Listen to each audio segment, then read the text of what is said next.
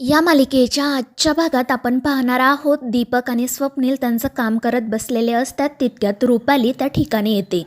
ती त्या दोघांना सांगते की अमोलला त्या डेड बॉडीबद्दल सगळं समजलं आहे आणि आपण त्याच्याशी खोटं बोललो म्हणून तो आपल्या सगळ्यांवर चिडला आहे.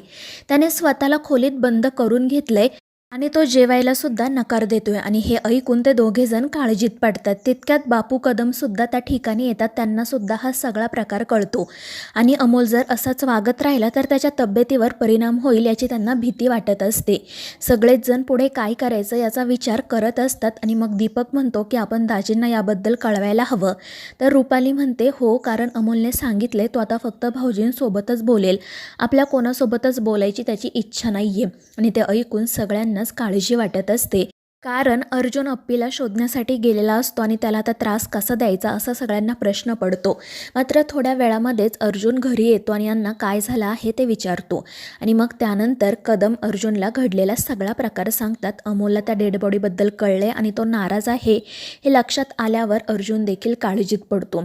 तर रुपाली त्याला म्हणत असते की भाऊजी आता तुम्हालाच त्याच्यासोबत बोलावं लागेल, आमच्याशी बोलायला तो तयार नाही आहे. आणि मग अर्जुन हिम्मत करून अमोलकडे जातो.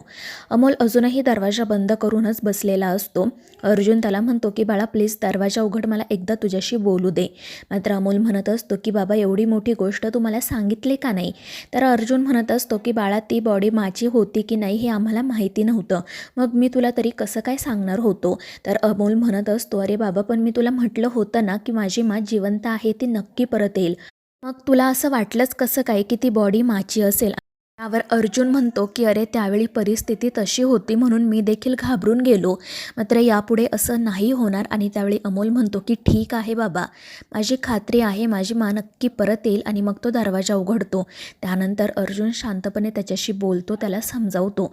तर अमोल म्हणत असतो की हे बघ बाबा, माने मला सांगितले की नियती कधीच आपलं वाईट करत नाही, त्यामुळे माझी खात्री आहे की माँ नक्की परत येईल, ती मला सोडून कुठेही जाणार नाही आणि तू सुद्धा असा विचार करू नको, त्यापेक्षा तू माझा शोध घे. तर अर्जुन म्हणत असतो की बाळा मी मला सगळीकडे शोधलं पण ते कुठे सापडतच नाही आहे आणि म्हणून मी घाबरून गेलो. तर अमोल म्हणत असतो की बाबा जर तू असा वागणार असशील ना तर मग मी स्वतः जाऊन मला शोधेल, कारण मला माझी माँ परत हवी आहे. आणि ते ऐकून अर्जुन म्हणतो की नाही नाही अमोल, मी आता पुन्हा खचून नाही जाणार, मी मला नक्की परत घेऊन येईल, पण तू त्याआधी स्वतःची काळजी घे, व्यवस्थित जेवण कर. आणि त्यावर अमोलही हो म्हणतो. दुसरीकडे आर्या आणि चिंचोके बोलत असतात. मीडियामधील पोलिसांविषयीच्या बातम्या बघून आर्या तर खूपच चिडलेली असते.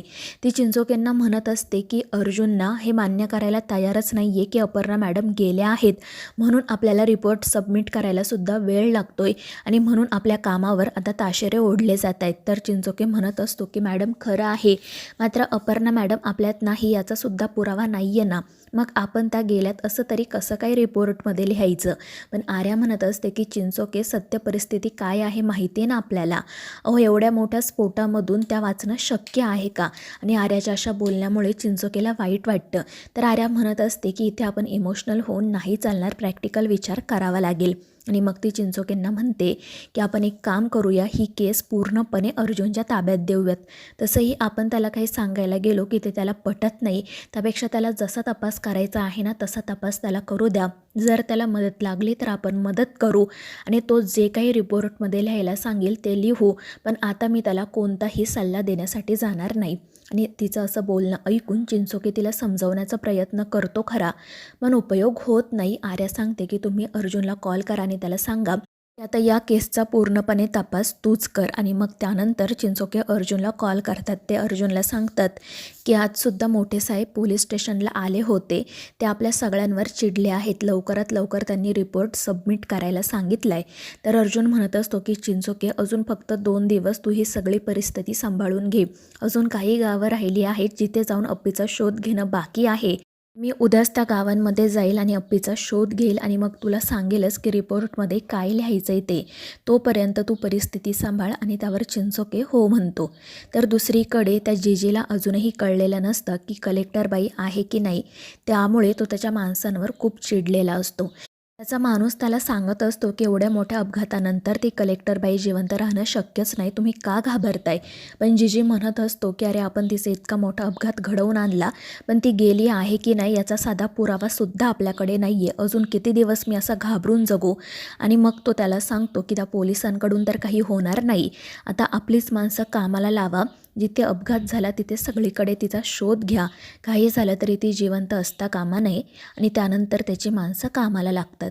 त्यानंतर रात्री अर्जुन गावांची यादी करत असतो, ज्या ज्या ठिकाणी त्याला अप्पीला शोधायची असते अशा गावांची. बापू आणि कदम त्याला समजावत असतात की तू आता स्वतःच्या तब्येतीकडे लक्ष दे, आमची खात्री आहे की अप्पी एक ना एक दिवस नक्की परत येईल, मात्र तिला शोधताना तू स्वतःची अशी हेळसांड करू नको, स्वतःच्या तब्येतीकडे लक्ष दे, स्वतःकडे लक्ष दे. आणि त्या दोघांचं बोलणं ऐकून अर्जुन त्यांना विचारतो की तुमची इतकी खात्री कशी आहे की अप्पी नक्की परत येईल, तिला काही झालं नसेल. आणि त्यावर ते दोघेजण म्हणतात की अप्पी किती जिद्दी आहे माहिती आहे ना तुला, तिने स्वतःला कशा परिस्थितीमधून घडवलं हे आम्ही बघितलं आहे, त्यामुळे आमची खात्री आहे की ती नक्की परत येईल. आणि त्यांचं बोलणं ऐकून अर्जुनलासुद्धा धीर येतो. तर मग दुसऱ्या दिवशी सकाळी अर्जुन तयार होऊन अप्पीला शोधण्यासाठी निघतो. तो अप्पीच्या फोटोशी बोलत म्हणत असतो की अप्पे, अमोलला एकट्याने सांभाळणं माझ्यासाठी खरंच खूप अवघड आहे, निदान त्याच्यासाठी तरी तुला परत यावंच लागेल, मी तुला कधीच विसरू शकत नाही. आणि त्याचं बोलणं सुरू असतानाच अमोलला जाग येते. तो त्याच्या बाबाला म्हणजेच अर्जुनला सांगतो की बाबा जा आणि मला शोधून आण, आणि माझी तर तू अजिबात काळजी करू नको, मी ठीक आहे. आणि त्याच्या बोलण्यामुळे अर्जुनला देखील आनंद होतो आणि मग तो बाहेर येतो. तर बाहेर घरातील इतर सगळेजण बसलेले असतात. अर्जुन काळजीत असतो कारण त्याला 2 दिवसात रिपोर्ट सबमिट करायचा असतो. तो म्हणत असतो की काही करून या 2 दिवसामध्ये अपर्णाबद्दल काहीतरी कळायलाच हवं. तर घरातील सगळेजण त्याला धीर देत म्हणत असतात की काळजी करू नको, व्यवस्थित होईल सगळं. आणि मग त्यानंतर तो त्या गावांकडे जाण्यासाठी निघतो. तर मित्रांनो, या मालिकेच्या पुढील भागांमध्ये आपण पाहणार आहोत अर्जुन आणि चिंचोके एका गावात येतात आणि त्या गावात एक चहाची टपरी, वडापावची गाडी असते आणि त्या गाडीवर अप्पीसारखी दिसणारी एक मुलगी काम करत असते. आणि नेमका अर्जुन त्या मुलीला बघतो आणि ही अप्पीच असणार याची त्याला खात्री पटते. तर मित्रांनो, या मालिकेच्या पुढील भागांच्या अपडेट्ससाठी आपल्या चॅनेलला सबस्क्राईब करा.